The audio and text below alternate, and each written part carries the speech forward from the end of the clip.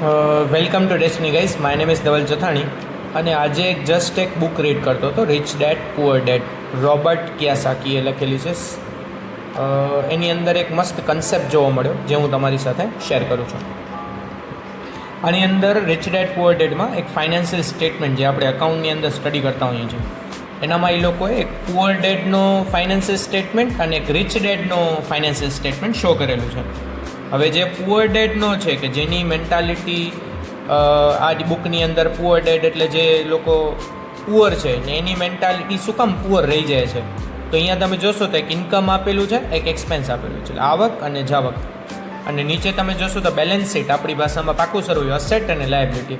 હવે આ poor ડેડનું financial જે સ્ટેટમેન્ટ છે એનામાં અસેટ છે એ ઓછી છે, લાયબિલિટી તમે જોશો તો વધુ છે. એટલે અસેટ ઓછી હોય ને લાયબિલિટી વધુ હોય તો આ ખરાબ કહેવાય આપણા માટે, કે આપણી કારણે મિલકતો ઓછી છે, સામે જવાબદારીઓ શું છે વધુ છે. તો જો તમારી અસેટ ઓછી હોય ને લાયબિલિટી વધુ હશે તો આ કેટેગરીમાં લોકો આવે પુઅર ડેડ. મતલબ એ રિચ થતાં એને ઘણી વાર લાગી કેમ કે એની અસેટ બહુ ઓછી છે, લાયબિલિટી બહુ વધુ છે. ને ઇન્કમ એક્સપેન્સમાં જોશો તો એક્સપેન્સ અને ઇન્કમ્સ કાં ઇક્વલ પ્રપોર્શનમાં છે, કાં એક્સપેન્સીસ વધુ છે એના. તો ખર્ચા વધુ, લાયબિલિટી વધુ is a bad financial statement. Expenses are more and liabilities are more. આ ખરાબ કહેવાય આપણા માટે. અને તો આવું જો ફાઇનાન્શિયલ સ્ટેટમેન્ટ આપણું રહ્યું તો આ કેટેગરીની અંદર લોકો આવતા હોય જેને કહેવાય પુઅર ડેડ્સ ફાઇનાન્શિયલ સ્ટેટમેન્ટ. બીજી એક વાત આની અંદર કરેલી છે રિચ ડેડ ફાઇનાન્શિયલ સ્ટેટમેન્ટ. એટલે જો અમીર લોકો છે એ કેવી રીતે વિચારે છે, આ બુકમાં કીધેલું છે એનામાં રિચ ડેડ છે. હવે એનું તમે ઇન્કમ ને એક્સપેન્સ જોશો તો ઇન્કમનો પોર્શન વધુ છે, એક્સપેન્સનો પોર્શન ઓછો છે. એટલે ઇન્કમ વધુ છે, એક્સપેન્સ ઓછી છે.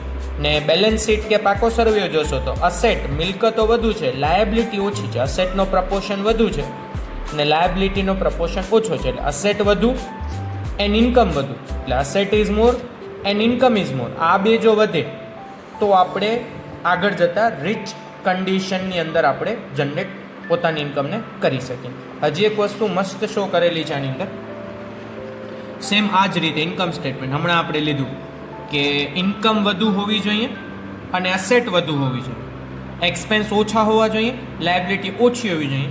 Than richer get more richer. એટલે અમીર લોકો વધુને વધુ અમીર બને છે એનું રીઝન પહેલે લોકો પોતાની અસેટ ક્રિએટ કરે, એ અસેટમાંથી ઇન્કમ ક્રિએટ કરે ને પછી ઇન્કમમાંથી પોતાની એક્સપેન્સ ને લાયબિલિટી પે કરે. જ્યારે નોર્મલી લોકો મિડલ ક્લાસ કે એવરેજ પીપલ્સ કે પુઅર પીપલ્સ, અહીંયા તમે જોશો તો asset is less, liability is more. Income ભલે વધે છે પણ સામે એક્સપેન્સ પણ એટલા વધી જાય છે. અહીંયા તમે જોશો તો ઇન્કમનો હાઈ છે પણ એક્સપેન્સ એટલા કરી નાખીએ છીએ, સામે આપણી કારણે અસેટ નથી કે જેનાથી આપણે વધુ ઇન્કમ જનરેટ કરી શકીએ. એટલા માટે મિડલ ક્લાસ કે પુઅર ક્લાસ હંમેશા સ્ટ્રગલ કરતા રહી જાય છે આની અંદર.